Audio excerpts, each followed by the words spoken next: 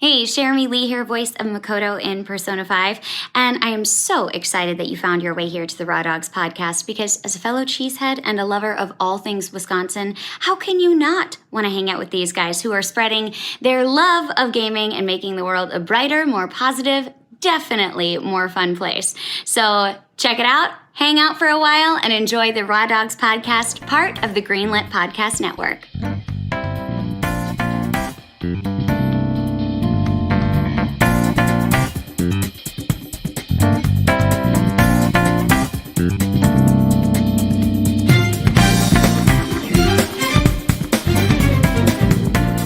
Hey everybody, welcome to a very Persona 5 Christmas special episode of Raw Dogs. Persona 5. Your cat just tried to grab my ass. Literally, like put his paw right in my butt crack. I'm just gonna put Mona talking about the tender touch of a soft butt. That sounds good. There, yes. I can feel it. The tender touch of a soft butt. Welcome everyone. This is the Christmas special episode. You are of course joined by the Raw Dogs. I'm one of your main hosts here. I'm Brad. Across the table here is don't say my real name. It's the Phantom Thief Horse. Horse is your code name? Yes. So good. Yep. I'm here to steal your heart. All right, that's Horse we have over there. Who is the Phantom Thief to my right? This is Dominic. What is your thief name? Oh, God, you're putting me on the spot here. I'm Robin Hood. Robin Hood. Yeah. Okay, that's a good one. I don't think he's in there, right? Yeah, he is. I mean, Koro Akechi has Yeah, Robin Hood. He's a persona. But that's not his code name. Yeah. Oh, yeah. What is his? What was his code? How about Lil John? Little John. Yeah, sure. Yeah, I'll go Little John. Little John. Yeah.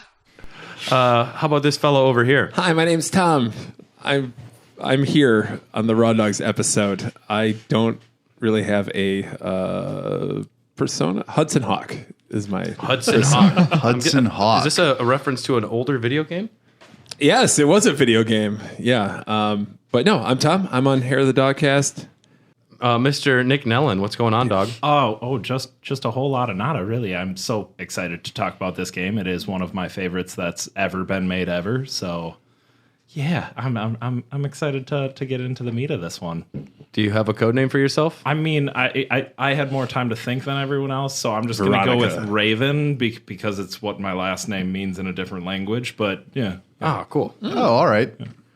And for mine, I know that they're all based on kind of like mythological type cool figures, so I'm going to go Jar Jar Binks for mine. Pretty good. Yeah. Oh, okay. Yeah.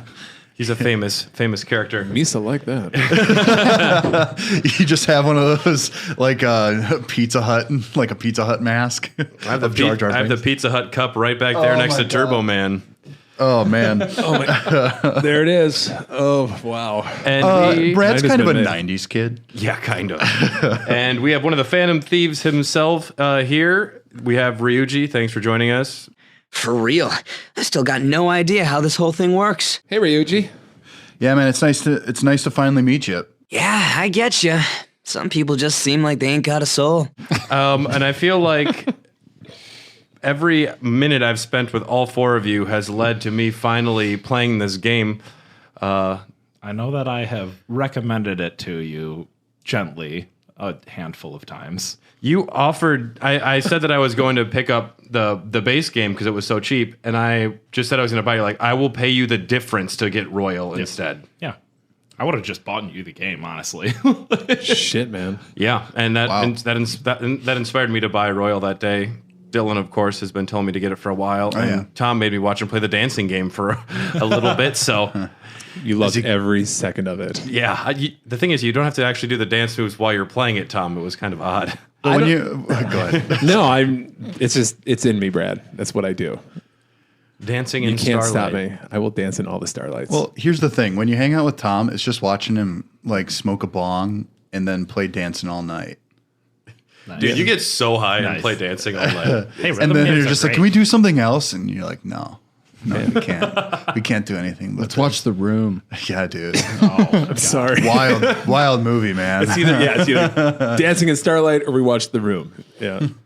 I'm going to just make the quick announcement that last night I got engaged. Whoa, for real? Yay! Congratulations!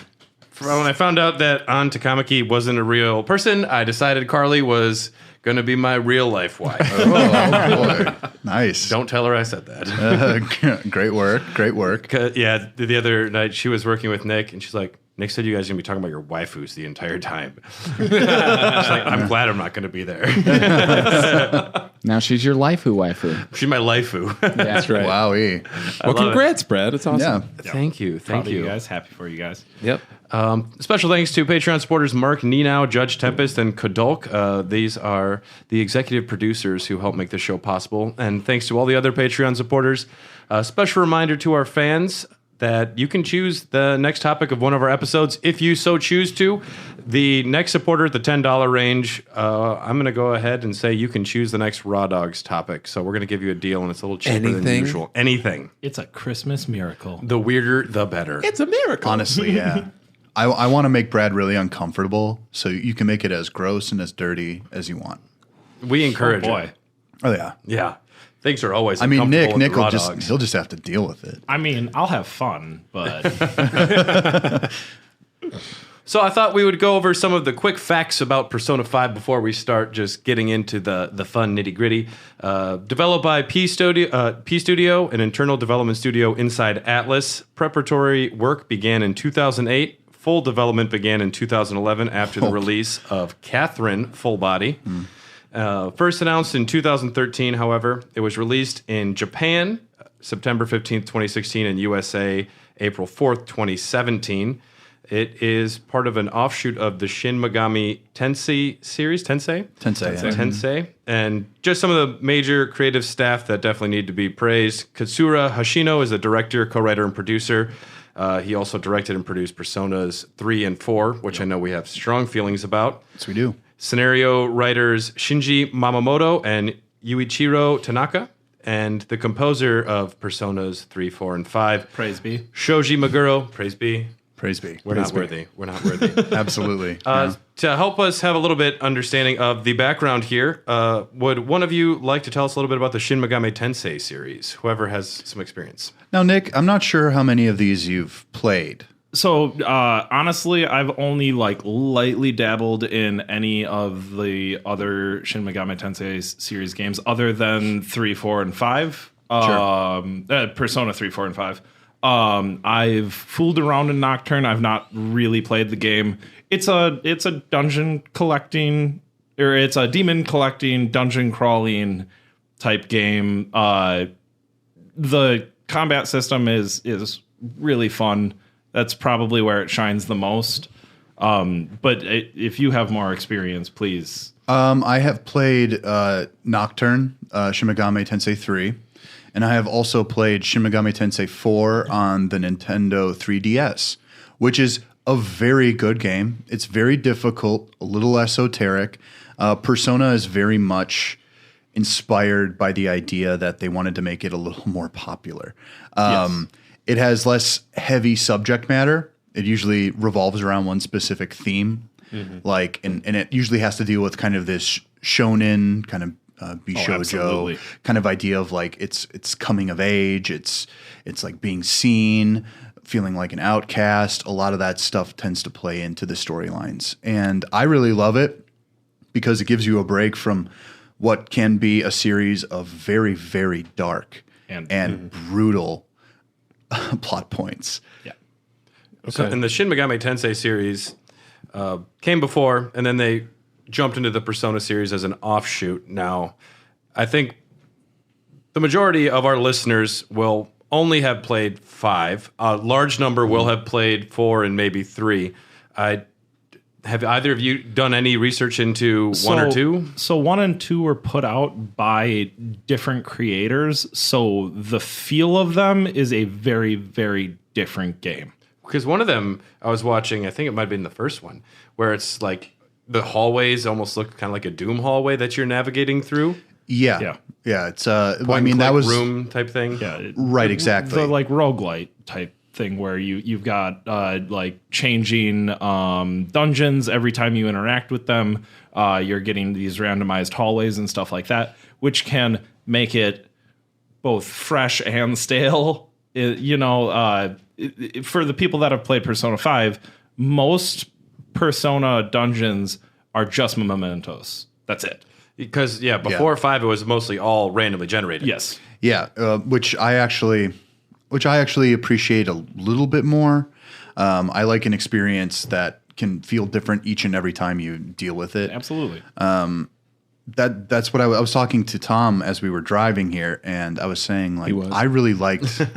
Actually, most of the time I stay completely silent and I just stare straight ahead. Save it for the podcast. you gotta get in the zone. But I was saying, I think I remember 4 more because 4 is a game that I knew I could go back to the moment I finished it. Because there were things you can do in the meantime and weird little story-based decisions that really have kind of real ramifications. Yeah. And in 5, it's so dynamic and popcorny that I was immediately like sucked in. And then, like I said earlier, I just I forgot about a lot of it. So what are the threads, I guess, that the Persona games share with the Shin Megami Tensei Go ahead, Dom. series? So I at actually, large? I do know this one. There's really not too much crossover. Like when you have the Pokemon series, for example, when you have like Mystery Dungeon and Pokemon Snap and the regular Pokemon franchise, really the smile and only nod here. crossover is the actual Pokemon. So in this sense, it's really just the demons and shadows or whatever that are sharing the universe. Okay, Yeah. so like enemies. Every once in a while, they'll sneak like something in. The poster that you can get in your room in P5 is of one of the characters from P4. Yeah. There are little things that you hear and you're just like, oh, if you're a super fan, you're just like, oh my god, this is like Okay, like because they are in the like same an audio sizzle or something. They're in Yeah. the same Yeah. universe, P1 through 5, right? It's not explicitly stated. Because I know like some of the characters from P4, you can see like their posters also in the subway. So Like they're they have a career or something. Yep. yeah, and That's the exact one that I'm talking about, actually. Okay. If I'm not mistaken, Where you say Kujikawa. Catherine is actually in the same universe because in 3 or 4 you go into some bar and think there's it's 4. It's 4 and there's a guy sitting at the bar who's talking about He's like the main character in Catherine. I'm Yeah, pretty sure that's in yeah. the bar. And it was before Catherine had come out, which was kind of different. right. Atlas does a lot of that type of stuff where they try and weave things in. They do a lot of their own like self-referential stuff, which for fans is great, and for non-fans it's nothing. Which I always appreciate those types of things where it's just like a wink and a nod. I think it can't be expressed more that there's a subsection of gamers who actually are huge Atlas stans. Yes. Anything that they publish, apparently, like they can do no wrong. Like Demon Souls, come on. yeah, I mean, yeah, shit, go for it.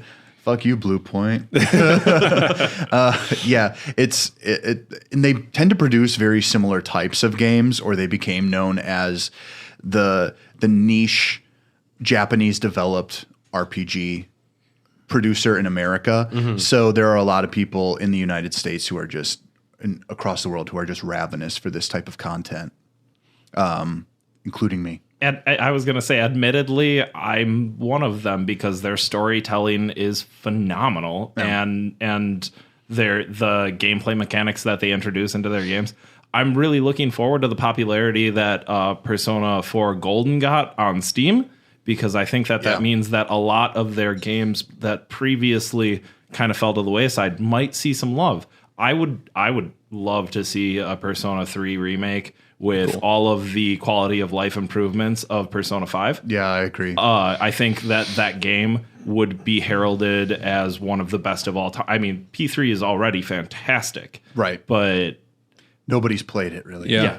It might happen. I mean, Sega owns Atlas. They just came out with, or the whole Yakuza series basically got remastered. which I need to play this JRPG Yakuza. I yeah, haven't me gotten too. to play it yet. I wonder why they're It's, so afraid to release it. I guess that's my main question, because it can't take that much to up-res and kind of do that type of situation. I think they're waiting to be able to truly remake it.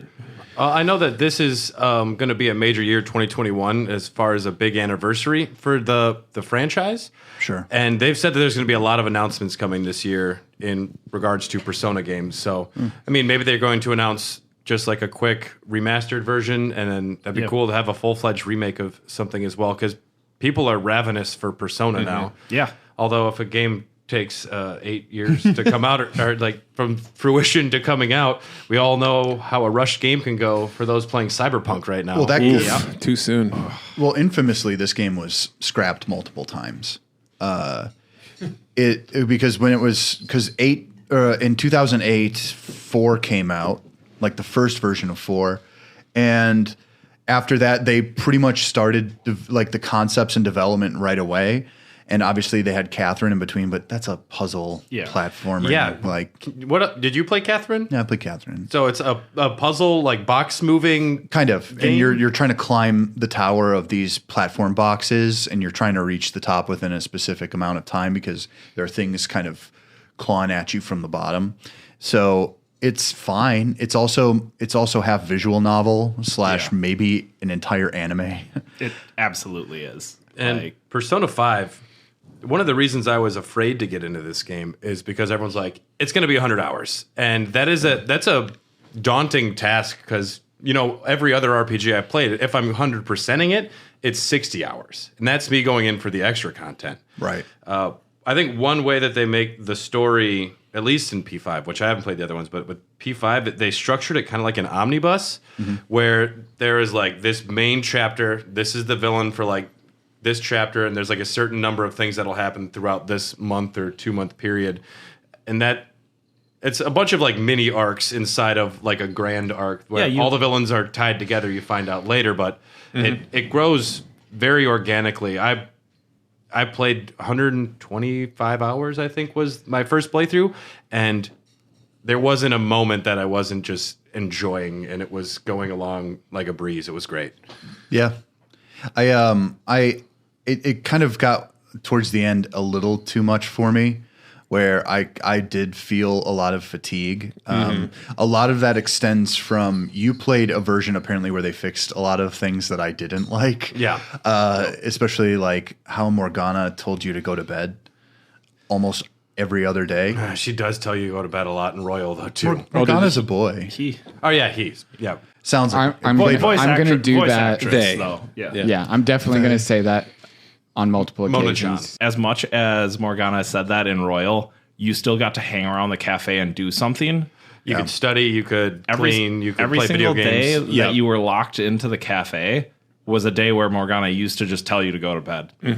It's which really like this was a huge complaint from a lot of people because 4 was legitimately like it's a direct RPG. It's like you get these time frames, and within each of these time frames, you're allowed to do like a very specific thing, and you get to have that choice.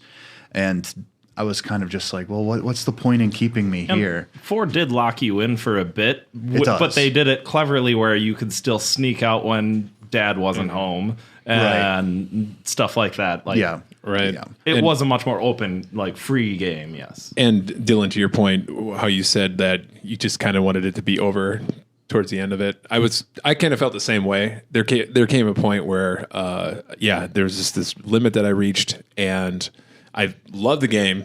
And finally, I just said, all right, you need to be done now, because I put in 120 hours on my first playthrough, and that wasn't even Royal. So, if there was a down point, I think it'd be the Okamura spaceship. Yeah. Oh my God, yes. I almost That was a quit weak for level. a couple weeks at that one. Those puzzles are a little asinine. Yes. I liked the bank one. A lot of people don't like. Kaneshiro's. A lot of people don't like the bank one. I found that to be kind of like reinvigorating. Otherwise, that first dungeon is just so memorable. Yeah, they blew their load on the I know. first dungeon, absolutely. But they also blew their load on the first villain. I mean, come on. Yeah, I think he blew his load, if you know what I mean. Dude, Hey. phrasing. I know what you mean, but phrasing. So some core concepts for kind of what the game is built around. I mean, the metaverse is at the heart of all of it. Personas are physical manifestations of our psyches, and our main characters are able to access the metaverse through a smartphone app, and then they can tap into their personas, which they're similar to a shadow, like this is all very Jungian. It's all based on a lot of Jungian concepts, but shadows are malevolent manifestations of one's inner thoughts. And the shadows are kind of what are ruling these mind palaces that they wind up going into. This sounds like gobbledygook for anyone who hasn't played the game. I was going to say, we also should probably put a disclaimer here.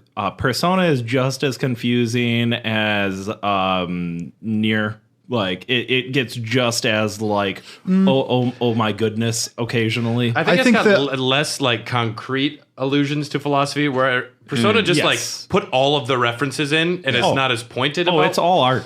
The Mind Palaces, I think, have a lot of one-to-one comparisons to the Seven Deadly Sins, for sure. Yeah. And there is some grand philosophical concepts, but Nier's smoking another kind of weed. Very different. I just mean as far as the, like, oh my gosh, this is weird. Like, yeah, I mean, it's out there. The conceits are both relatively tame, but it's how they go about it. I would say Nier towards the end it plays with the conceit to a point where it all becomes very confusing, even to people who might know a lot of these concepts. But in Persona 5, it's literally like, this represents their headspace. We get to the end, we destroy their illusion of themselves in order to free them from that kind of grasp and make them truthful. There's a bit more of like a, here you go, aspect to it. So yeah, we wind up going into Mind Palaces. Those are like the big dungeons, and they have kind of different theming to them. These are manifestations of strong, negative, or corrupt thoughts.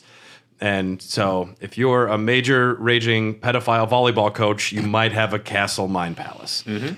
I don't know if it's considered, well, never mind. Yep. Go for it. In Japan, the age of consent is a lot lower. It's still considered creepy, though. So it's a lot less weird, like in Futaba in Japan. It's still a bad power dynamic thing. It's okay to bang your students? That's what I said. I said it's a bad power dynamic thing, definitely. I think that's not okay. Let's be clear. It didn't stop me from banging my teacher. That's all. Hey! Fuck, I wish. She's wearing that maid outfit. What are you going to do? Sorry. I'm so sorry to hear That's what I'm that saying. Mary Kay passed. Laterno. She's a famous teacher who fucked her student. I got it, Dylan. I know. I thought it was a good joke. And that's Dylan's Christmas story corner. Stay tuned.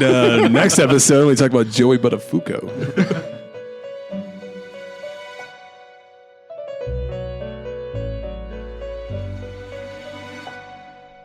Tom, could you explain what the Velvet Room is? Oh, Sarah was asking me this the other day. She was like, what is this Igor dude's deal? Like, who is he? But essentially what it is when you go to sleep at night, you go into this dream world where he's telling you that you need to go through your rehabilitation of basically working your way up to becoming this ultimate being that will be able to squash any person's heart that has wrongdoing in it. Mm-hmm. And he walks you through how to manipulate the shadows in order to make them beneficial for your journey throughout that. And in this game, it is a prison. Correct. And you find out later on that the Igor we think we're talking to isn't the Igor from prior games. And I know a lot of people, since his voice is different, they are speculating maybe it's because the voice actor had passed away that they have a different voice actor for Igor now. We find out later on that isn't the case. What are your thoughts on Igor, Dylan? I think he kind of plays into this really fun kind of folk tale archetype of the crone that visits you in your sleep. Yeah. I don't like there's this idea that like people who had sleep paralysis in like years when that wasn't something that people could explain away. Oftentimes it would be an old woman lurching above you, like in your face. And he kind of represents that, kind of like making you fight your volleyball coach. Sure, absolutely, yeah. But he's very intriguing and interesting. He's kind of just meant to be like the shop where you upgrade. Yeah, it's kind of like your little base, and you can work on your personas there. So since you guys had played Persona before, did you think it was fishy that Igor was in a prison and that it was kind of built that way? Oh, right away. I was just like, no, this isn't good. This isn't right. I didn't know. I thought it was a thematic choice because in early promotional material for Persona 5, it's like balls and chains strapped to like school chairs, desks. Yeah. And so I said to myself, I'm like, oh, they're just going through like the rebelling and breaking out of prisons and being a quote unquote criminal for the sake of good. I didn't think twice about it because it had been so long since I played 4. So I was like, I don't know. People change voice actors all the fucking time. It was such a stark change, though, because I suppose other people could disagree. I always thought that Igor's appearance was unsettling, but his voice was that of like a gentleman. Yeah. Like and then he comes at me with this super distorted like it was Prisoner. Yeah. We'll put his voice in. You certainly seem composed. How goes the rehabilitation? And that was just for me, that was like an immediate red flag where I was like, there's something up. It wasn't enough for me to be like, oh yeah, no, Igor's the big bad evil, because I'd have also been playing these games and you never fight Igor. Yeah. Really. I think from what I was reading, he's originally a doll handmade by a mysterious person, which gives me some Bloodborne vibes a little bit there. So he was made by a god that you deal with in the earlier Persona games. I've read wikis. I don't actually know. Oh, this is great. I never knew that. Yeah. Essentially, there's always going to be a big evil god. Yeah, which There always is. which in this one actually feels quite ham-fisted. I like what Yaldabaoth ultimately represents. Yeah. Yeah, but I mean, like, if for most of the time, it's that character it's technically a presence, but it's not one of those things where you know who the villain is the entire time. Like you said, Brad, it's all like chapter based. They want you to focus on dealing with all of these people in society, these adults who do all the worst things for the wrong reasons. And you told me multiple times, like, this Persona 4 is about this theme, and Persona 5 is, I think you always said rebellion. It's like casting off your shackles and Yes. being yourself. Fuck adults. Freedom. And also your teacher, Freedom, yeah. fuck adults. Yeah. Well, I love the very specifically Persona 3, 4, and 5 follow a trend of they choose a color and Yep. they base the entire game. Blue, off of yellow, red. Yes. Oh, yeah. That's how it's been. There's And- a lot of red in this game. So much It's red. all over. I mean, Joker's hands are literally stained red anytime he assumes his Phantom Thief persona. Yeah. Because he can't. That's something that society has labeled on him is that his hands are marked red with what Shido accused him of. That, and also when you rip your mask off, just vast amounts of blood fly everywhere. Well, in 3, you blow your brains You out with a literally gun. shoot yourself to summon your persona. So I know that me and Nick have played Persona 5 Royal, which we haven't mentioned before yet. It is like a version of the game that came out in 2020 with a lot of changes. That was Some still this subtle- year? Yeah. Yeah. It's been a long year, man. It's also been a quick year. Wow. Yeah, right. There's a whole new semester. There's a new villain. There's a new love interest who may or may not be pretending to be her dead twin sister. Oh, spoilers. Oh, by the way, spoilers in this episode.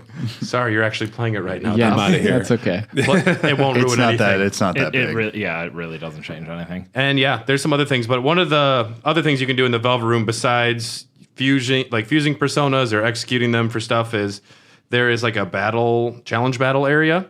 And 2 of the challenge battles, at least in Royal, are the protagonists from 3 and 4. And it was fun fighting the guy from 3 because he actually shoots himself in the head. I'm like, Dylan told me about this guy. Oh, well, yeah, man. Man, I get the reference. I love Darkoon. He's amazing. That's a very deep cut. He like the whole idea of P3 is kind of finding purpose in life. P4's like major theme is pursuing the truth and finding your own truth. Yep. And then obviously we've all gone through P5 and how that is discovering how to obtain your own freedom. Those are like the key themes between those games, but like it's really about coming into yourself. Each Persona game is about like Or coming into your teacher. You're like a drunk old perv. depends on how you play the games, and P4 doesn't give you that option. So I don't even, man, usually I got like a teacher thing. And this time, like I was like in 4, I'm just like, oh man, no teachers? Damn. Shit.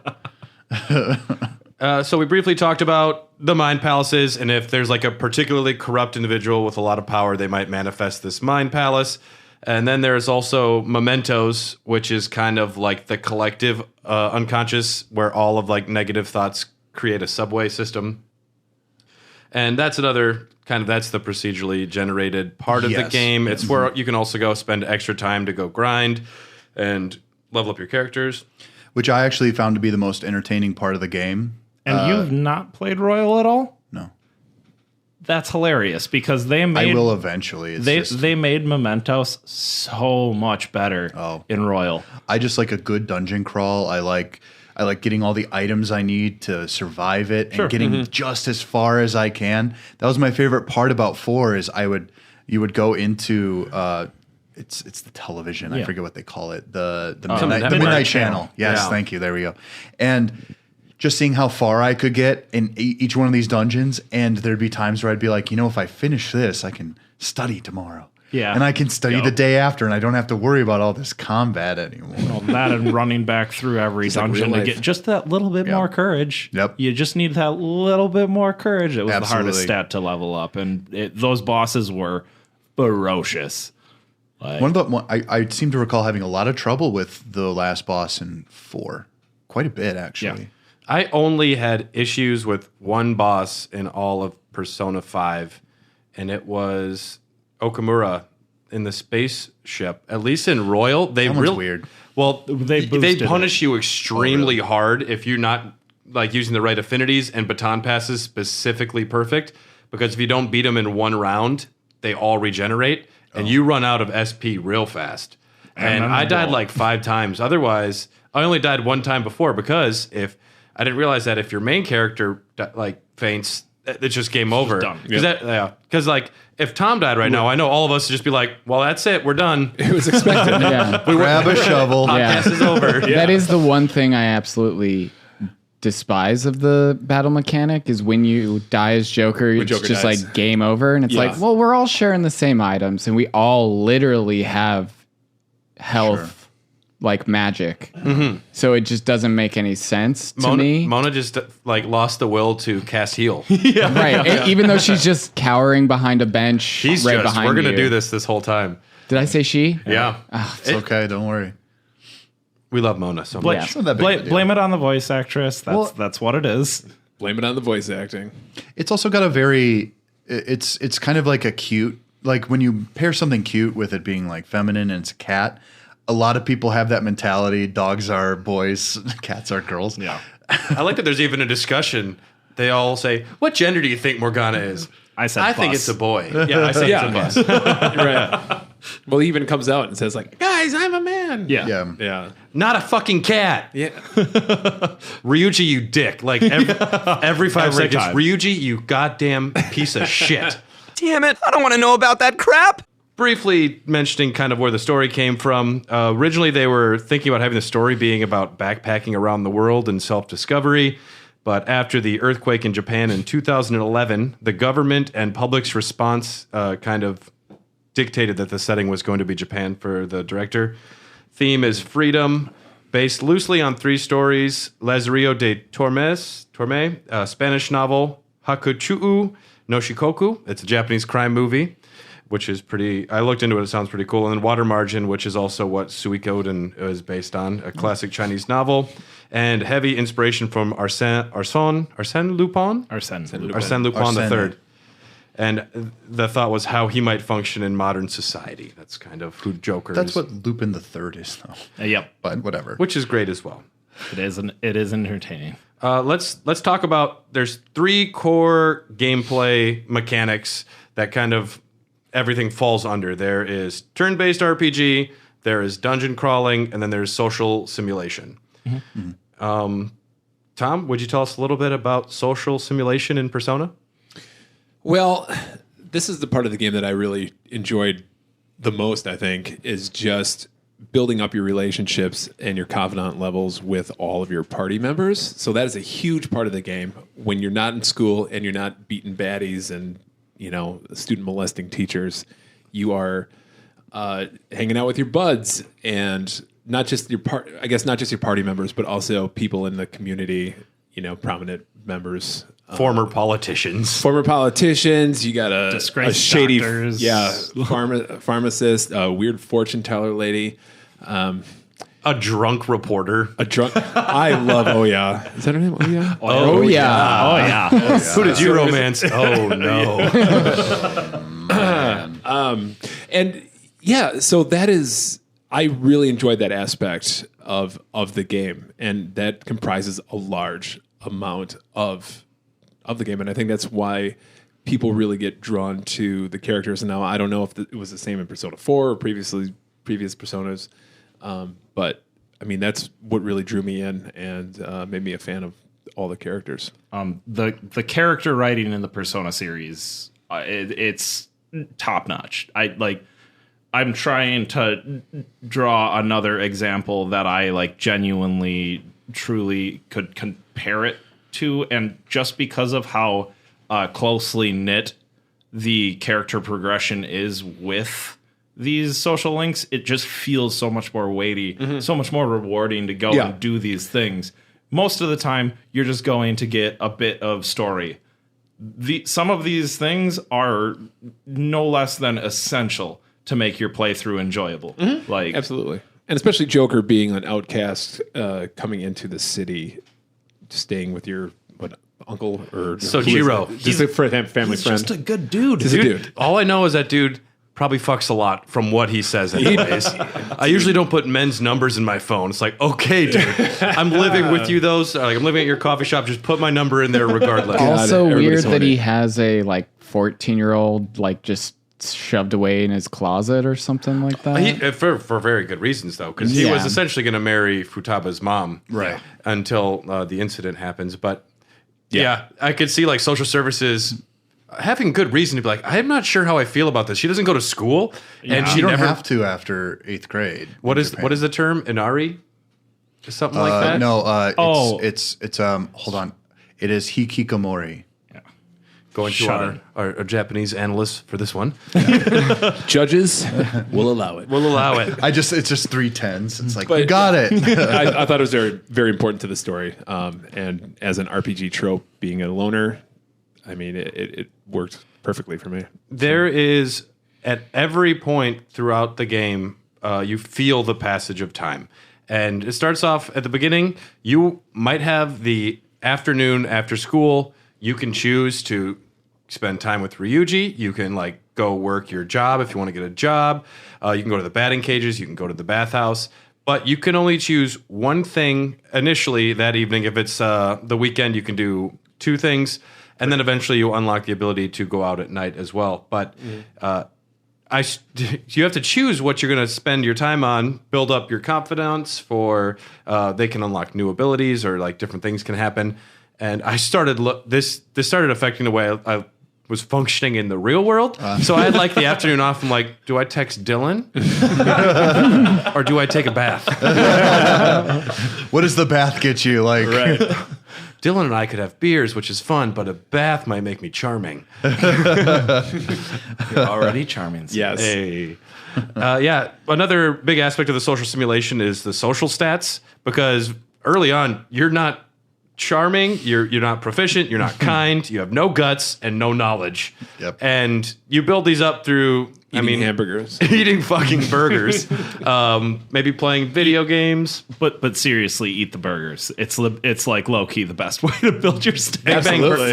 well, you'll get every stat boost with each burger, and they get bigger and bigger. So I really like that if you start going there enough, they start to comment on your eating habits, Yep. and they're like, "Oh, your mom doesn't make you food?" I think there's a point where you go there so much that they just don't serve you anymore. There's no way to actually max out anymore. There. Yeah, it is. It's a way to. I remember figuring that out early on, and I tried to cheese it, and I'm pretty sure they're just like, They're like, "You're here again? Come on, Something like that. for real, dude." For real? So you're feeling this time crunch pretty much every day, and not only do you have to, do I want to make these stats better in order to unlock this next stage of this confidant or be able to do this? You also, do you want to just go spend time with confidants? Do you want to study? Because you can also better your stats that way. But besides all that, eventually you're also getting these Mind Palace deadlines where Kamoshida will like start doing your expulsion at this date. Kaneshiro might be publishing photos of you in a bar, and you might get like in trouble that way. So you're feeling this time crunch. Also, The entire game is essentially on a timer, you know, even though the loading screen says take your time. yeah, take your time. I love But that. you could actually, if you miss these dates, you could fail the game. Game over. Yeah, Much like in the real world, I try and work a job as little as possible in this game. Only do it when I need to for certain social benefits. This is another aspect of the game that I find to be a little disappointing. And I know this happens in like all Shin Megami Tensei games. If you don't do a certain thing before a certain amount of time, or you don't achieve something within a dialogue choice or whatever, you just miss out on like 10 more hours of content. Yeah. And if you've already played this for 90 hours and you just figured out that you fucked up and you didn't get the quote unquote true ending, it's extremely disheartening. Use multiple save files. I know Sakurai is a huge Persona fan, and he found out that he did not max out Yusuke early enough before the end game, and he tried to go back and he couldn't do it. Yep. And broke little Sakurai's heart. Oh. Because he only has 1 hour a year to play games because he's making them so much. So that is heartbreaking for him. That is actually terrible. At this point, he's just busy being like, I mean, are there other video game characters we can throw in this shit? We have literally everybody. We got Booger Man in here. That guy from Clay Fighters, the snowman. Dad, Mr. Frosty. I'm still mind blown that they did the Minecraft guy. Oh, I knew that was coming. But the weird choice was actually Joker from last season because there's no fucking... I was hoping... Hype. Not at the time. If they had put that on Switch, it would have been my favorite Switch game. Persona 5? Persona 5, yeah, absolutely. Are you kidding me? Like, that is the way that you want to play that game. It's not sitting in front of a television. Yeah. You want to do it while you're laying in bed. Like, On the bus. on the bus, anywhere. Like, it's such a long game. Most people, well, that's why Atlas is so popular. They published a lot of stuff on the 3DS. So there were people who were like, without games like this, my commute would be an absolute bore fest. And that's what it is. Like, basically, they're giving you, every time they release a game, it's, oh, here's another War and Peace. Yeah. Have fun. Like, I don't know. You want to make sure you always have a book in your backpack when you're going around. Yeah. Very important. It's true.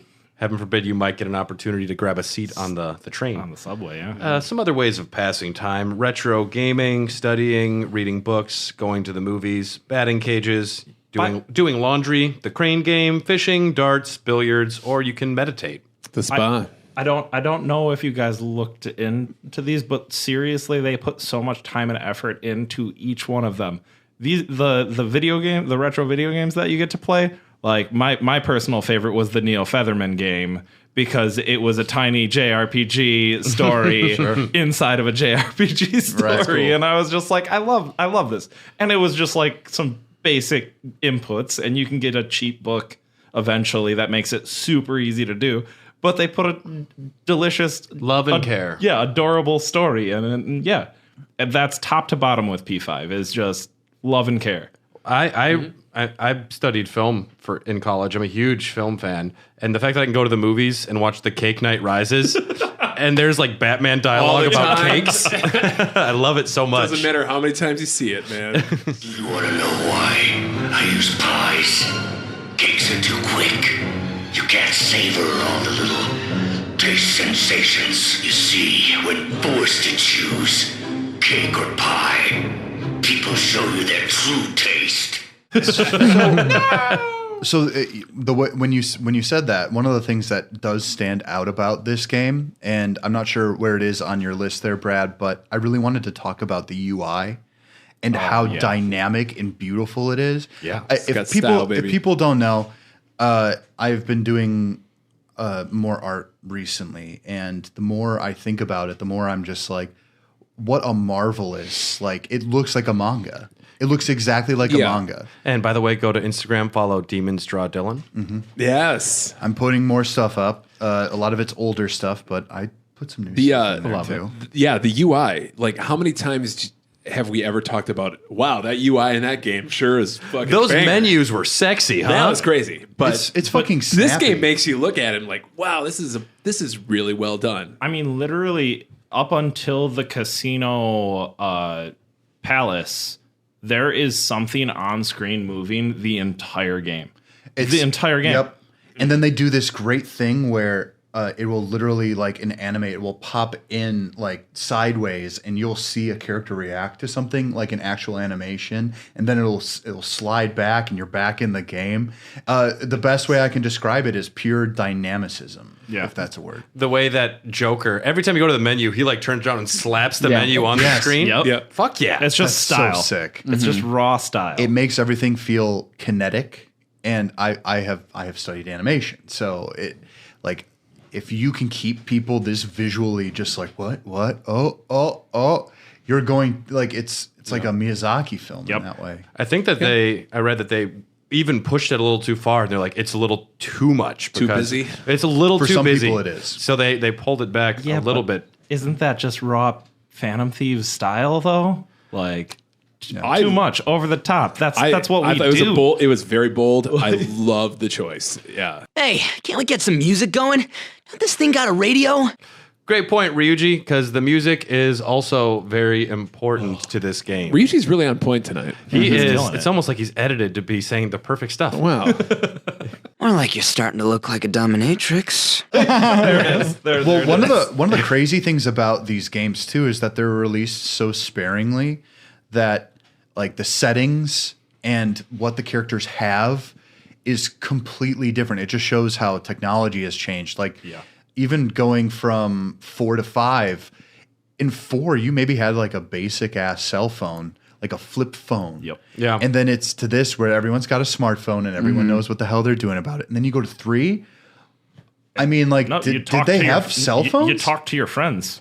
Like You I mean, you were in you're like in a boarding school anyway. but they come up and talk to you at lunch, and that's how you make plans with them. Yep. And I mean that happens. When Lady On's like, hey, you want to hang out after school? I'm like, I just canceled every other plan I got right now. Yeah, I get that. I already told Ryuji I was hanging out with him. I'm coming to see you on. I can't wait to hear you talk about how much you hate being a model. Yeah. Just let me listen. There. You're still pretty. There. But back to Ryuji's point about music. This game has one of the most banging soundtracks of, like, acid jazz, Japanese fusion. it's all bops. I think this was my reasoning to have you play the game. Every time I'd come over and you'd be like, let's listen to my Skyrim vinyl that I just got, or my Celeste vinyl that I just got. And I'm like, where's your Persona 5 vinyl, dude? Because that's what I want to hear right They're now. only $250 for ones now until they re-release it. Because they did one run, but it's fucking spendy now. I'm but so see- pissed because I told you at the Midwest Gaming Classic, like, there's a P5 thing over there. You like that, and you didn't buy it. I did not. But I remember talking to you about the music. But Royal is going to release a record, and that's going to have "I Believe" on it, and All of it. like Yeah. all the new They songs. mentioned they're going to re-release the 5 LP, and I'm going to pick it up. I will say, for me, the music is the best part of the game. I mean, I listen to it in my day to day, so I don't like, own many video game soundtracks or actually listen to many video game soundtracks on their own where I'm like, oh yeah, today's a Persona day. But this is probably the first and only one that I'm like, yeah, I'm going to go fucking running. So it's going to be some Persona time. I was going to say I was actually talking to Lame Dog Dad on Instagram, actually, because it's Australia. They're up. Well, I'm supposed to be in bed sleeping. And we were talking, and I said, man, I am a podcast gamer. I know you are too, Tom. And it's literally just like, if your music has to be so good in order for me to actually just, especially a long game, to just sit with it and absorb it for that amount of time. Yeah. And this is one of those where, I mean, the battle theme can kind of eventually you're just like in your head going, That was a very interesting choice, and I think they mostly nailed it. Yeah. I mean, Because beforehand, I had to mentioned... put lyrics into a battle theme you're going to hear for 120 hours. But That Lynn takes is cojones. incredible. Yes. Lynn, the singer, is so talented. Like, And let's listen to the battle theme song right now, and then we're going to hear from a couple of the other Listen to us sing it. I don't want to stick around for that concert. amazing shows from the Greenlit Podcast Network. We'll be right back. I'm going to grab some more beers. Ryuji, you need anything? I need a drink.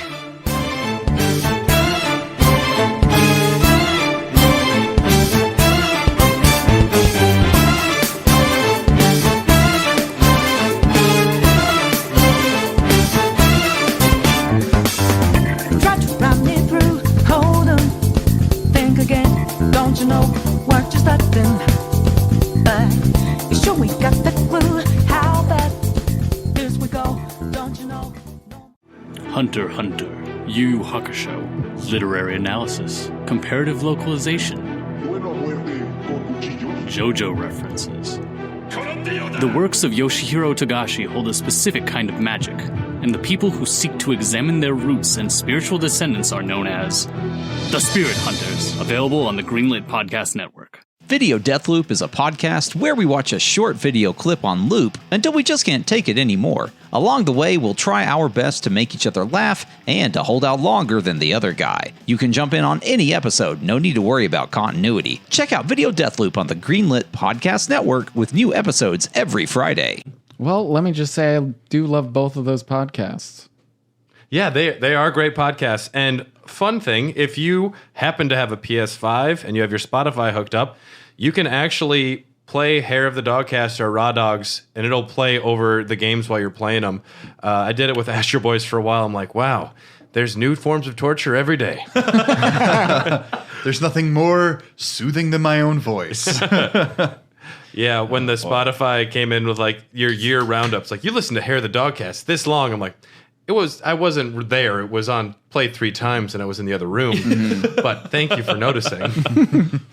I feel weird about that, but 2 of the other main gameplay aspects are the turn-based RPG and dungeon crawling. The dungeon crawling I don't think will take too long to kind of go over the crux since we already described mind palaces, but as well as mementos, really. Some of the core ideas, though, you have a certain amount of time to go in and find this treasure. There are safe rooms. Eventually, you go so far, you're allowed to save there.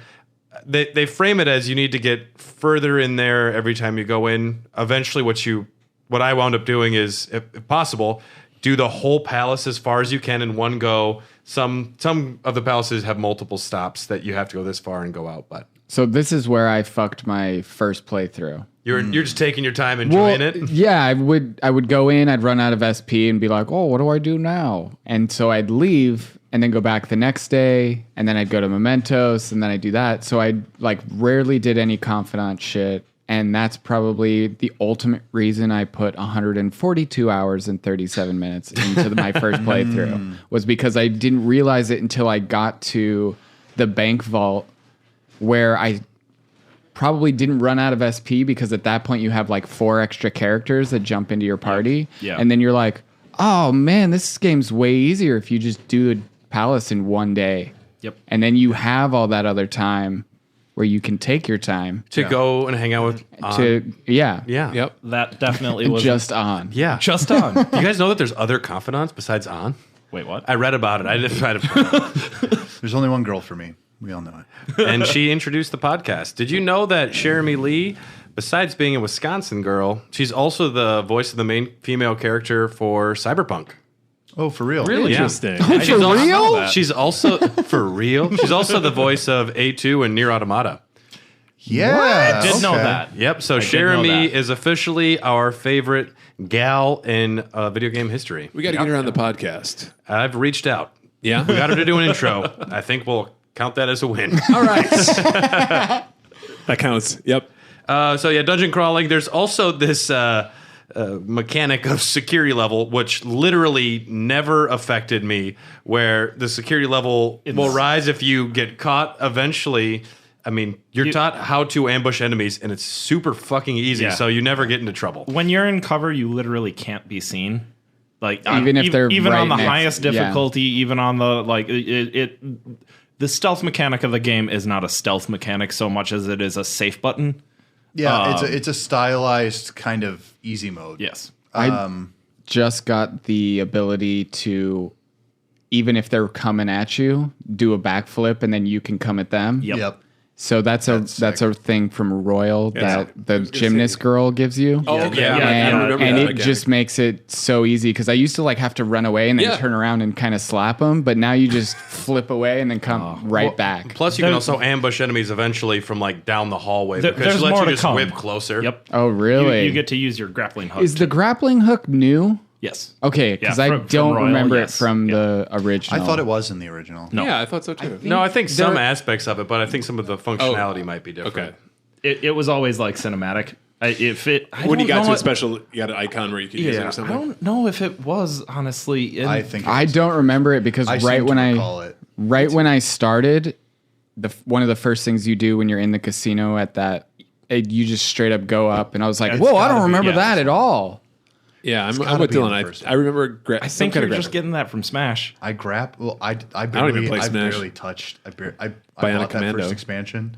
I barely fucking played it. I've never used Joker in Smash. I literally haven't touched him. And Yeah. we He's briefly very good, but he's not that good. We briefly mentioned about treasures, which essentially these dastardly evil people.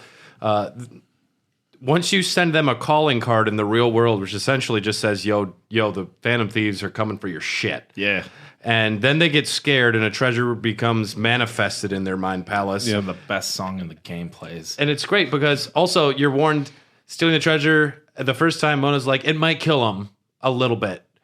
Yeah. And then there's this discussion they have, and they're like, well, We're not we sure. we agree Kamoshida's kind of a dick, but do we want to kill the guy? And then after some things that happen, you're like, we Right. want to kill the guy if it happens. So you, I literally like they give you a voice option on it of like, well, what do you want to do? And I'm like, you know what? This guy needs. I don't care. Like He needs this to happen to him. Right. Like this needs to stop one way or another. I'm willing to take. I'm willing to bloody my hands. And no matter what happens, you always are going to fight a boss, which they make it sound like you don't need to. It's possible to get the treasure and get out, but you will have to fight a boss eventually. Yeah. The Mind Palace collapses, and that's kind of what's going on in dungeons. There's also the personas you run into, but and you escape, and then said people have a cutscene where they change their mind or repent for their. they admit sins. that they pooped their pants on TV. Yes. Yeah, we've all been there. And then, of course, the turn-based RPG. Now, originally they were thinking about making this into an action game. They had considered it for a while. They backed away from that, I think, as a wise choice. yes, Very wise choice. Would like to see it though. you will. What's their concept? It's coming Are out you in a gonna? month. Yeah. Are you going to play Scramble? Is it Strikers or Scramble? It's Strikers in for America. the West. Oh, it's Yeah, Strike? Okay. Oh, yeah. Persona I've been 5 Strikers is I've what been they're calling it following here. this for too long. There's going to be an There's going to be an over easy difficulty though. Yeah, Have you played Doki Doki Panic? Egg joke. I like. I that. want to. I think that's why they probably changed it from Scramble to Strikers because too many people would be like eggs. Hard boiled. Well, I keep thinking like soccer game because Right. back in the And day it was that always might also like be Mega a- Man Strikers, yeah. Which they need to bring back Mario Strikers. Yes, please. Yeah. That was a good Please. soccer game. Yeah. It was one of my favorite Mario Maybe games. some crossover. Honestly. Speaking of Mario Strikers, it's a pretty classic turn-based RPG. At the start, you have attack, guard, item, persona, and gun. Those are the two really unique ones. You can begin. Each character can use their gun one time in the battle. Some have more ammo and less accuracy, and essentially, you're always just using model guns, but if you believe in them, the personas think they're real inside of there, or the shadows do. Just technically real they're life. airsoft.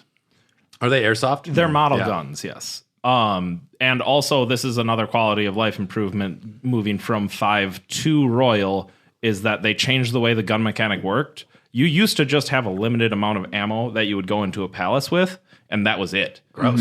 Yeah. And then with Royal, yeah, so you literally what I would do with my guns was I would save one bullet to down somebody if I needed to, and that was the only time I used it in P5. If they had a weakness to gun, you shot the gun Yes. once and moved And on. they went down, yeah.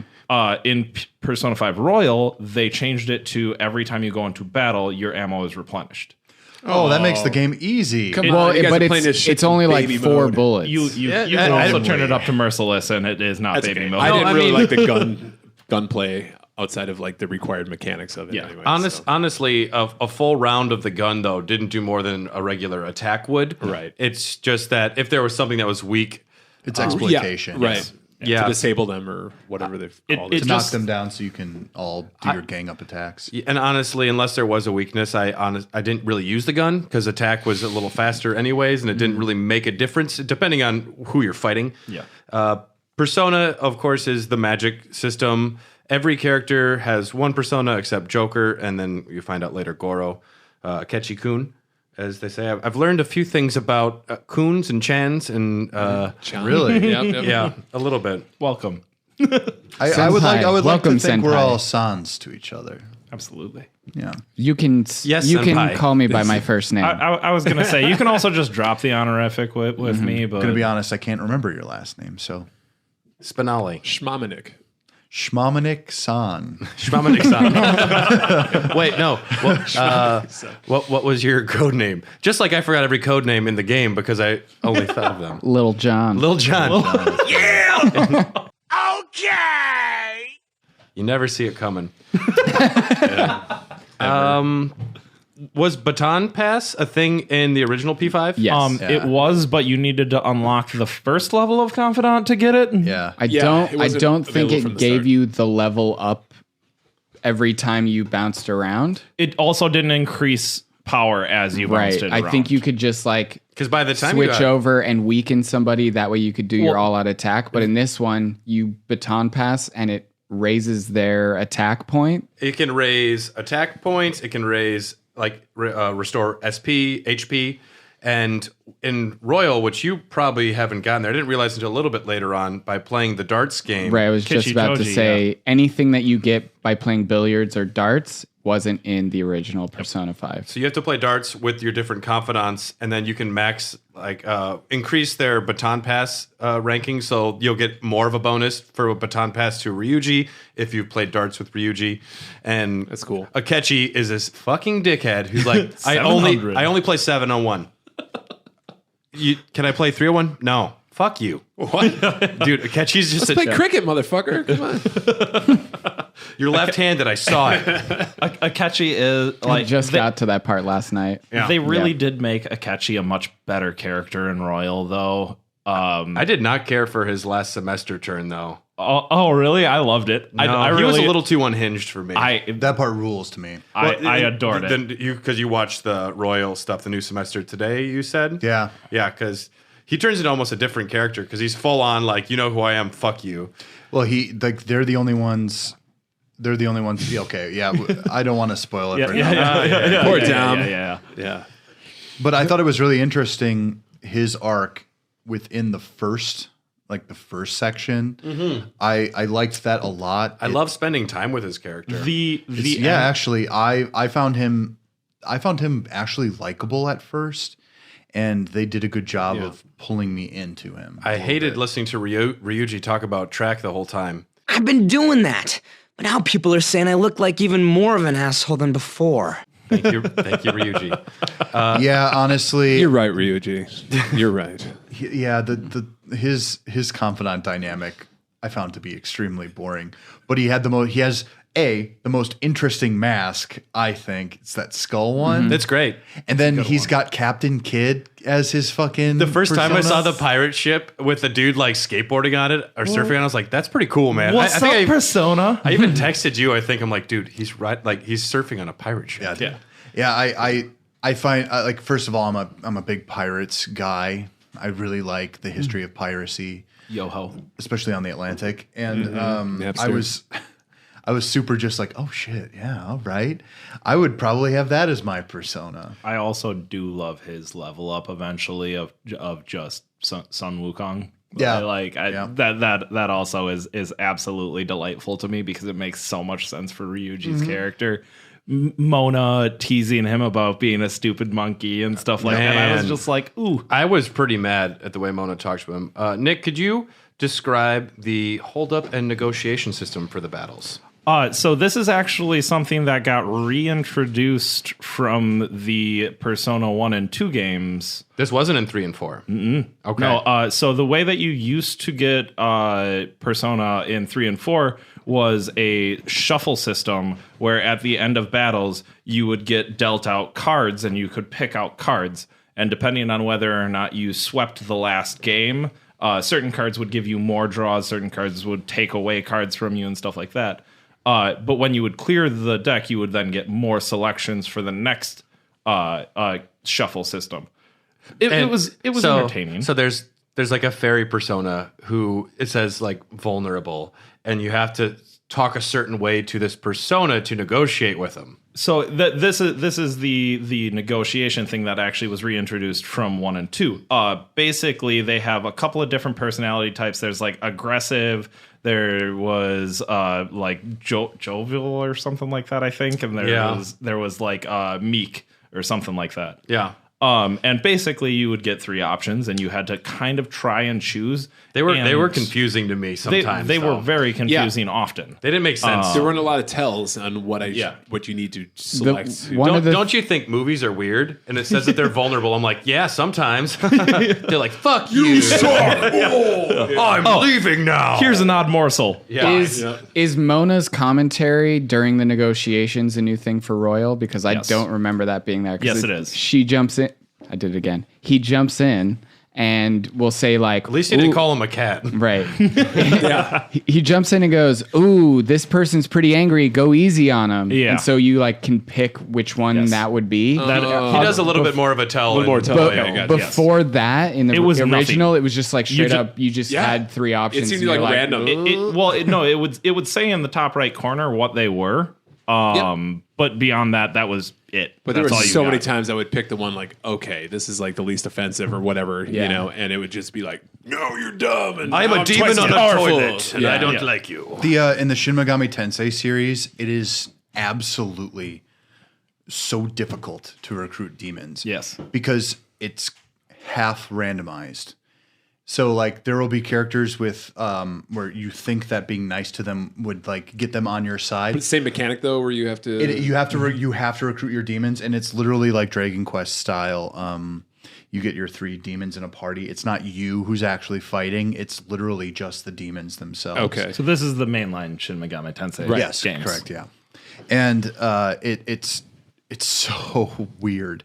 You would think that you were recruiting someone, and you're like, yes, we got it, but you have to answer like, was it still 3 questions in a row that you have to answer? No, for Persona, it's just 1. And in Tensei, if I'm remembering correctly, don't like execute me for it, but like.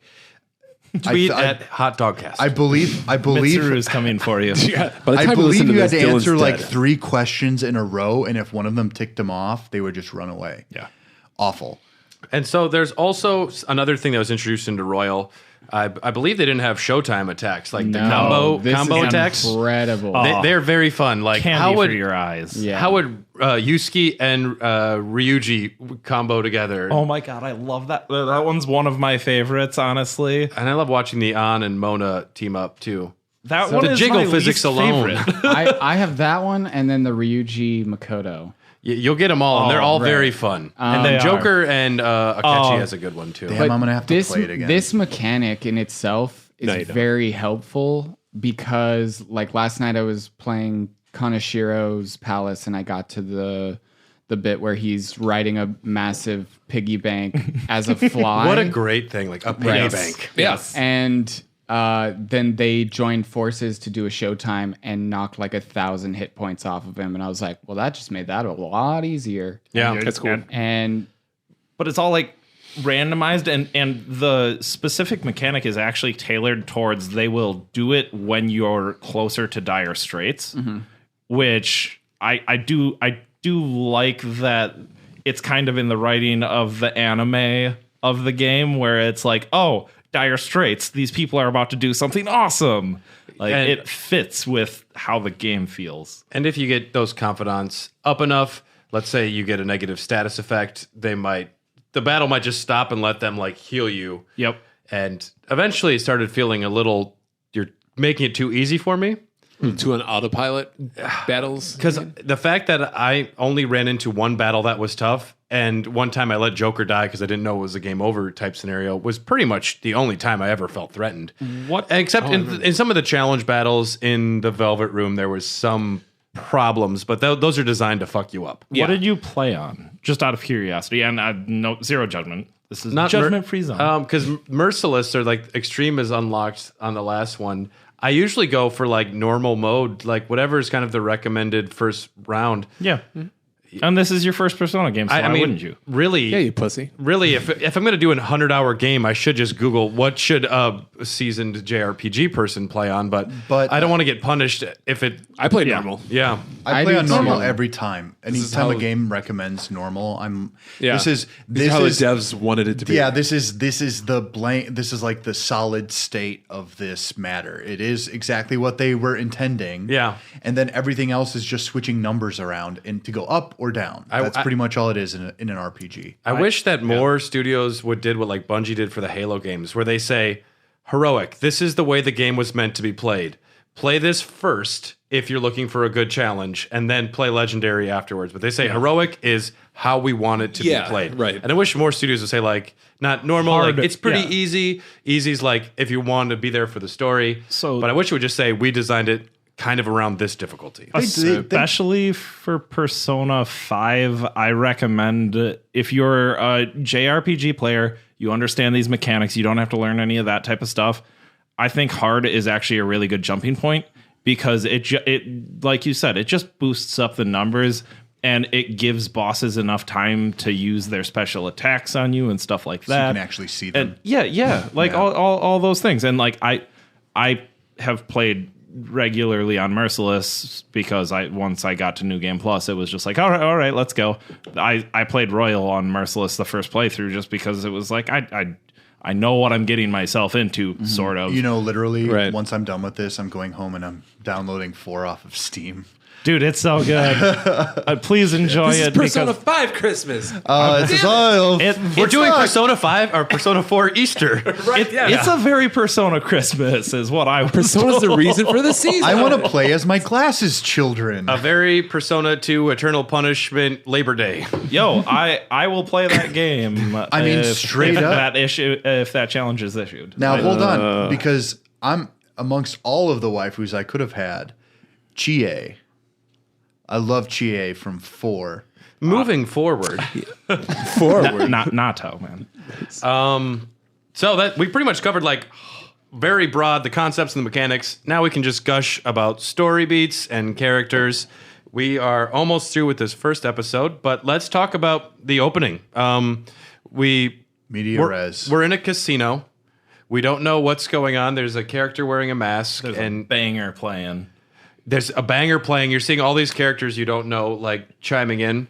I remember the art style for the very first that opening. You're going down hallways and it's like a million calling cards. And I remember being very confused. I didn't know that you were in like a metaphysical place because I'm like, who would actually like design a wall like this? Did you notice the splashing right away I'm not sure if I did. when you were you're running? running? Yeah, that was one of the first things that I noticed, and I was like, "What the hell is going? I'm on cement. Why am I splashing Yeah. blood out of my feet?" I didn't Weird. because this was the first one I'd played. I was just like, Yeah. maybe that's what it is. Crazy Japanese RPG. All right. And then they do this really great thing where your character ultimately gets caught. If you're playing Royal, you'll notice that Kasumi shows up and calls you senpai, Epic. and you're like, "Oh my god, She I'm a senpai." she hooked me in one go for Royal. I will say that. They do this really great framing device, though, for a good part of the game where you are being interrogated by a sexy lady. You find out later her name is Sei Nijima. Yep. You don't know what's going on other than there is this great framing device where, so you went to school and then you just talk about how you banged a teacher and she's like, this isn't what I asked you. He's like, this is important. She was in a maid outfit. Flashback. Yeah. Started at the beginning. Operation It's a Maid. literal How I Met Your Mother. I thought that framing and device is really good. I like games that kind of Yeah. start and Well, are and told in it's called flashback. it's in media res. And Medias res, yeah. I love when it because in media res, where it's like in True Detective, where the entire thing has been in a framing device for like 2/3 of the season or the game, and then all of a sudden you move past that framing device. Yes. Yeah, It's effective. I love that technique it's so effective. much. And the way we'll get to it eventually, but the way that they cap that moment is really good. It's fun. It's intense. It's one of those like moments. But So our main character, we call him Joker because you actually have to put in the name Bradley Ward, and that's what I think most people probably play as. I did. I was surprised in the I did it anime. in 2017. I didn't even fucking know you. Such a common name. I'm gonna name it after that shitty bartender. Yeah, I don't even think I had gone to Mobcraft at that point. Hopefully not. So I was surprised to learn in the anime and in Dancing in Starlight that they refer to Joker as Ren Amamiya, or Amamiya, I want to say. Yeah. People It almost like to sounds call him- Italian. I'm a Mia. Here I go again. I don't know if you watched any of the anime, but I've heard it's disappointing. It's really bad. it's not great, but I will say that Ryuji's nickname for Joker is great. It's just Ren, and it's adorable. I know, right? I Get the Japanese actors. and in the manga, he's known as Akira Kurusu. a lot of people still Yeah. refer to him as Akira. Akira. Yeah. Yeah. And then you learn after this, like that opening in media res framing device, you see that you are falsely accused of assault while defending a young woman. I wonder if this guy is going to be a big villain later on. Yep. And he has something to do with it. Yeah, the setting, Maybe. modern day Tokyo. You go to Café LeBlanc, Ugh. which Maurice LeBlanc wrote. What was it? Arson. Yeah, wrote Arsène. Yes. Arsène. Also, it's LeBlanc. I'm sorry. I have to correct you. We? You're so you're so French. Dude, Yeah. you're so cultured. It's. I just read the books. God, what an asshole.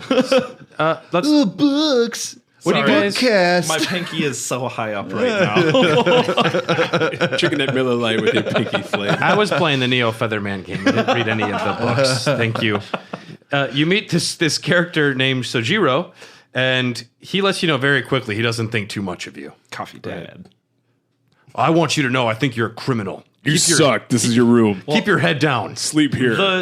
The representation of how you are treated if you have a criminal background actually, like in Japan, is actually pretty good because no matter what, if you have a record there, it is like a black mark.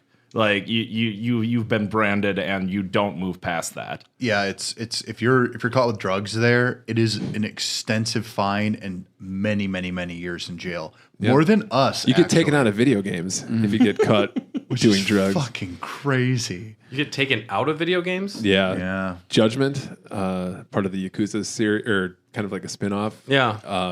The main villain of that game got caught on drug charges, and Sega completely remodeled his likeness and I see them yanked him out. Here's the thing with though. another actor. Even in like weird media stuff, I see them smoking dope all the goddamn time. Like, whatever. It's the same way.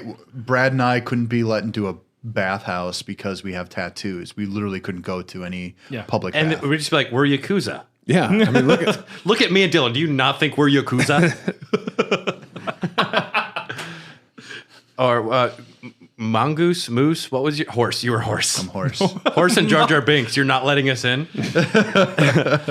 Yeah. So you meet Sojiro and you get to stay in this coffee shop. Which fuck yeah, you get to live above a coffee shop. That sounds like sick. I a want that major life. cool hookup. I imagine If any- your parents paid in advance for the whole entire year. I was pretty Just to bummed. get rid of you. I had such a desire when Mona said, "You can't go fucking out." I'm like, "I'll clean my room," and they're like, "No, you can't clean it yet. You can't move this around yet." I'm like, "I want to. I'm stuck here." Nope. But eventually, you get to pimp it out a little bit. One of your first nights in bed, you're on your phone and you find this weird smartphone app, and you get transported to the Velvet Room, and you meet Igor and Caroline and Justine. Justine. Yes. There's always a weird assistant. Yeah, Yes. those two are named after Frankenstein characters. They're named after the Frankenstein book. I'm not sure if they were like not main characters in that because I've read the book. But yes, master. you find out later that They are like two split aspects of another character named Lorenza. Lavenza. Yes. See, that's why you're here. She's the butterfly that like bonds you with all of your confidants. Is that right? That sounds right. The butterfly is weird. Yeah, yes. We got to that part. Answer. I thought the game jumped the shark a little bit. So the butterfly actually represents the thing that made Igor. His name is Philemon. He's from all of the rest of the Shin Megami Tensei games. He's basically a god who is gambling with whether or not people are good or not, and whether or not they deserve to exist, which is the basis of all of these games. But yeah, long story short, yes, she is a fragment of his power, and that's where the butterfly comes in. Okay. So before we go to our first day of school, which will be the beginning of our next episode, this is the Christmas special, and Christmas is a day that happens in Persona, but it doesn't happen the way we'd like it. So I'm going to ask the question of each of you. If you could spend a day in Persona any way you wanted, your Christmas day, how would you spend it? I don't know, probably macking on my girlfriend in the game. What would you and Makoto do? I don't know. I'm not really sure. She's kind of like too smart for me, and that's what I like. Yeah. So I don't know. Maybe take her to the arcade, Yeah, I get was her about out of to her say. environment or something. I would. Yeah, I would take her. challenge her. I would take her somewhere both of us have never been, and if it ends up to be kind of a lark and like kind of stupid, it's a fun thing to laugh about, and it's a shared experience, something like that. Like I would take her to a really weird restaurant. Cool. Yeah. Anyone else got anything right away? I would probably go to. I know it's not in the game, at least not yet for me. I don't know. But I would probably go to take the waifu to the zoo during the day. Oh. And then possibly the movie theater at night. Ooh, I like that. Yeah. Movies and at then- Christmas. They're just yeah. something special. Yeah. Which movie are you hoping's playing? Wonder Woman 1984. I love it. Oh, I thought you I love wanted it. to see I love Jim it. Carrey's The Christmas Carol. I thought you directed wanted to see. Robert Zemeckis. Is it Zemeckis? Yeah. Yeah, it's I was Zemeckis. expecting Jim Carrey's Sonic the Hedgehog. Or The Grinch. It's That's a No, Valentine's Sonic the Day Hedgehog is movie. that's a Valentine's Day movie. Deuce Bigelow. Christmas Gigolo. It's the new one. I consider it James Marston's Sonic the Hedgehog. Tom, what do you got? I would go wherever Dylan was with Makoto There'd be an awkward and double be like, date. "What the fuck? You're my waifu. What do you? It's Christmas." You'd be mad at Makoto for being with Dylan? I would, and then I would. And I'd be like, you're closing a scene.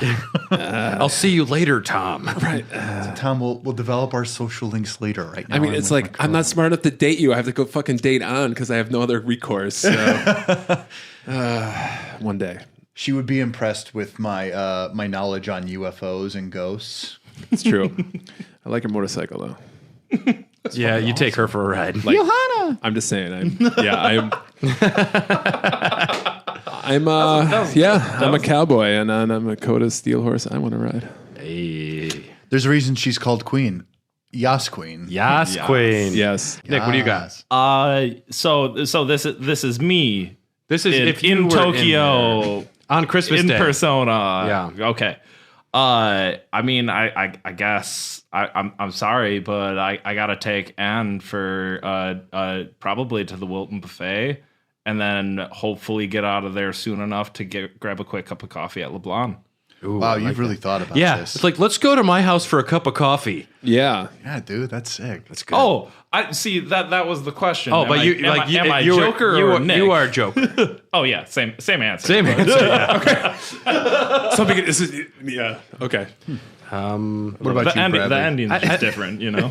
I would want to maybe go to like Destiny Land with everybody and spend a little time with everyone, or maybe go to the beach. Definitely want to go somewhere private with On. Maybe go see the Cake Night Rises, and then after that, we'd grab a drink from Lala-chan, where the bar where Oya hangs out at. Not at the Hey, Brad, do you want your usual craft beer? And after I was that, young once. And after that, I would respect her all night long. Pretty good. Pretty good. Not Lala too. Sure. Fuck it.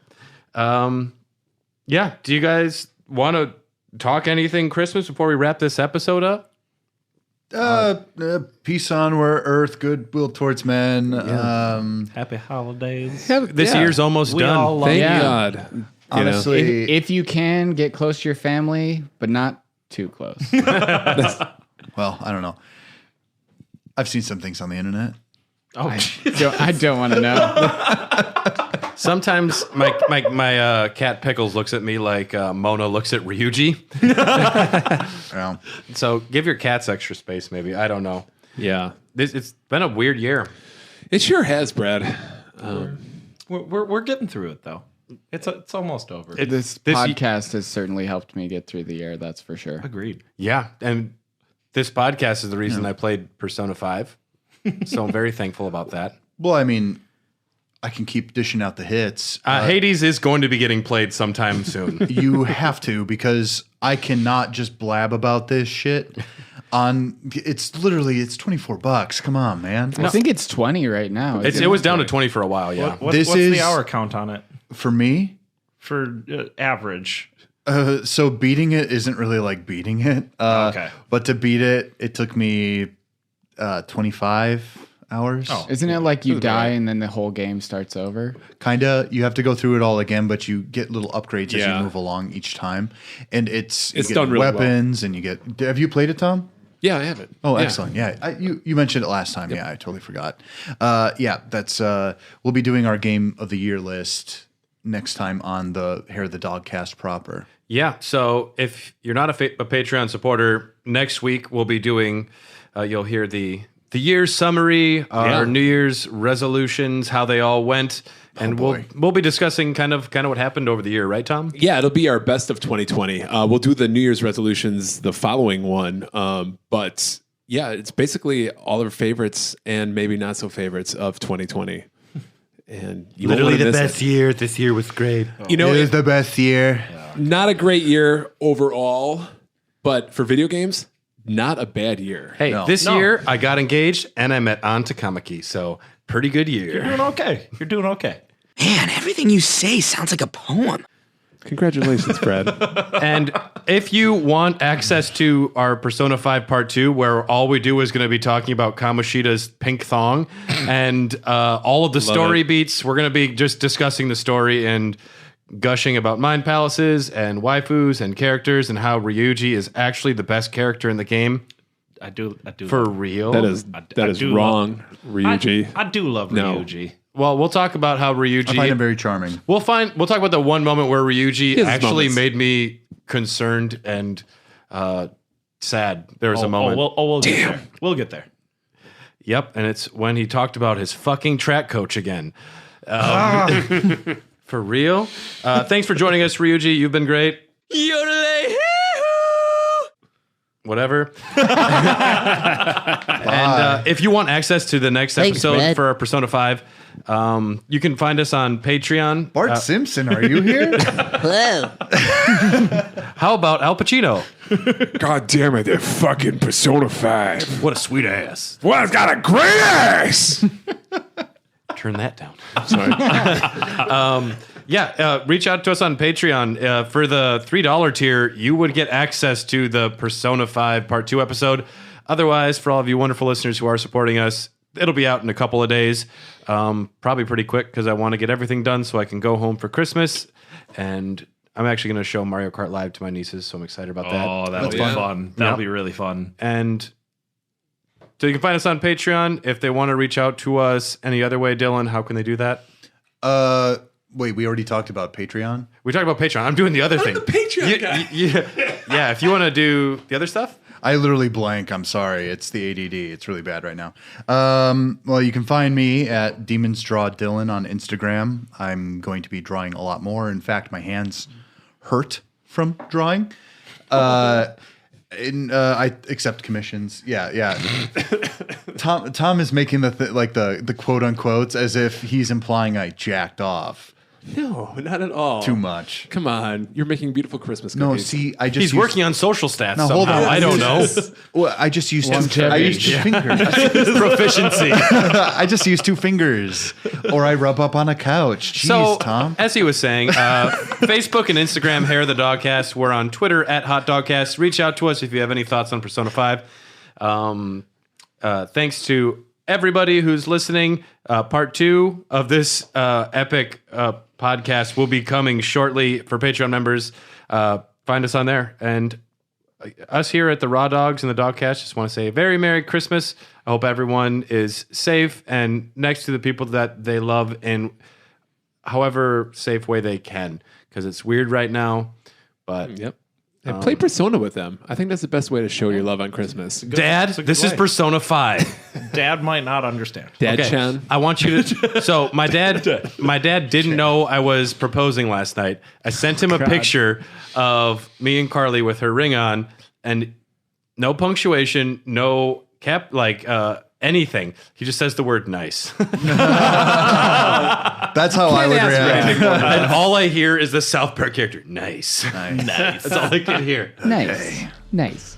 Thanks everyone for listening. We'll be right back with more Persona 5 goodness for our Patreon fans. But we love you all, so thank you. Take it easy. For real. Damn it. All this bumping around is hurting my ass. Whoa, this philosophy shit is way too much for me. Food over flowers, definitely. How about potatoes? Oh, I could really go for some roasted sweet potatoes. Hey, guys, my ass itches.